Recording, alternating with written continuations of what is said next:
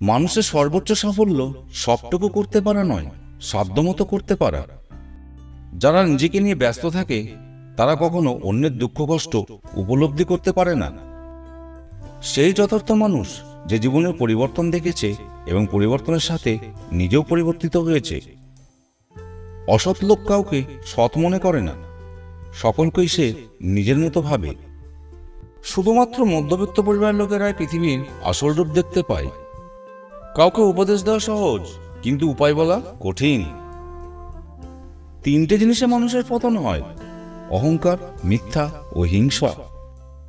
নিজের লক্ষ্যে সফল হবার জন্য আপনাকে আপনার লক্ষ্যের প্রতি নিষ্ঠাবান হতে হবে। সাফল্যের তিনটি শর্ত: অন্যের থেকে বেশি জানুন, অন্যের থেকে বেশি কাজ করুন এবং অন্যের থেকে কম আশা করুন। বেশি চালাক মানুষের একটাই সমস্যা, তারা সব বোঝে, কিন্তু আপনি যে তার চালাকি বোঝেন এটা সে বোঝে না।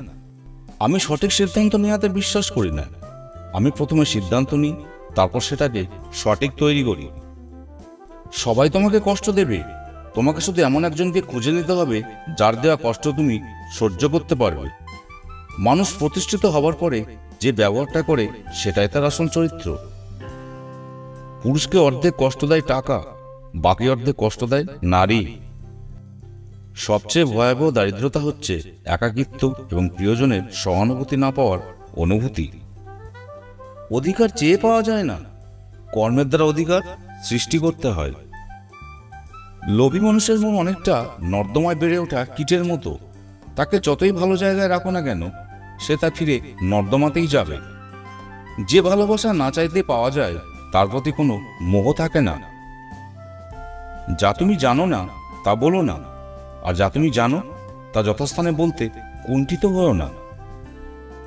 পৃথিবীতে কিছু কিছু মানুষ সম্ভবত কষ্ট পাবার জন্যই জন্মায়। টাকা পয়সার কষ্ট নেন, মানসিক কষ্ট।